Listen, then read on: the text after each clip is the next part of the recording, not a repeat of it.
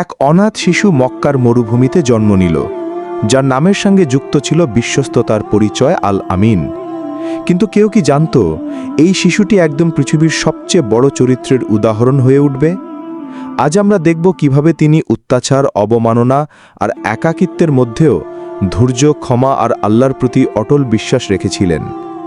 অনেক বছর আগে মক্কার মরুভূমিতে জন্মগ্রহণ করেছিলেন এক অনাথ শিশু মুহাম্মদ সাল্লাল্লাহু আলাইহি ওয়াসাল্লাম। জন্মের আগেই বাবাকে হারালেন, অল্প বয়সে মাকেও হারালেন।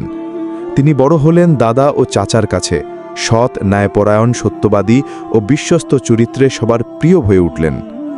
মানুষ তাকে ডাকত আল আমিন, বিশ্বস্ত ব্যক্তি।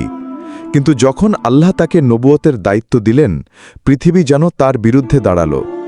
যেই মানুষরা একসময় তার সততার জন্য তাকে সম্মান করত, তারাই তাকে মিথ্যাবাদী বলল, কষ্ট দিল, পথ আটকালো, পাথর ছুড়ল, তাকে একাকী করে দিল।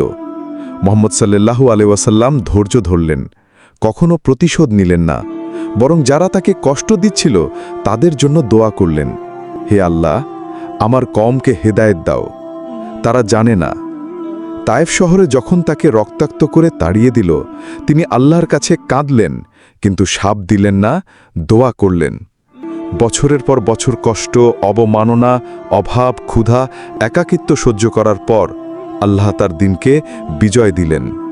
যেদিন তিনি বিজয়ী হয়ে মক্কায় ফিরলেন, যারা একসময় তাকে কষ্ট দিয়েছিল, তার জীবন নেওয়ার চেষ্টা করেছিল, তার কাছে ক্ষমা চাইতে এলো। নবী মুহাম্মদ সাল্লাল্লাহু আলাইহি ওয়াসাল্লাম তাদের ক্ষমা করে বললেন, আজ তোমাদের জন্য কোনো শাস্তি নেই, তোমরা মুক্ত। মানবতার ইতিহাসে আর কোনো নেতা, কোনো রাজা, কোনো সেনাপতি এমন ক্ষমাশীলতা দেখায়নি। নবী মুহাম্মদ সাল্লাল্লাহু আলাইহি ওয়াসাল্লাম আমাদের শিখিয়েছেন ধৈর্য, ক্ষমা, ভালোবাসা আর আল্লাহর প্রতি অটল বিশ্বাস। এর মধ্যেই রয়েছে পৃথিবী ও আখেরাতের শান্তি। প্রিয় বন্ধুরা, আজকের ভিডিওটি এ পর্যন্তই। ভালো লাগলে অবশ্যই আমাদের পাশে থাকবেন। আমরা এই চ্যানেলটি বানিয়েছি শুধুমাত্র আপনাদের কাছে ইসলামের কথা পৌঁছে দিতে। আমাদের এই চ্যানেলে প্রতিদিন একটা করে ইসলামিক ভিডিও আপলোড হয়। প্রিয় দর্শক, যদি মনে হয় আমাদের এই কাজটি আপনার কাছে ভালো লাগে, তাহলে অবশ্যই ভিডিওটি শেয়ার করে দেবেন আপনার বন্ধুদের মাঝে এবং ফ্যামিলির মাঝে। আবারও দেখা হবে পরবর্তী ইসলামিক একটা ভিডিও নিয়ে।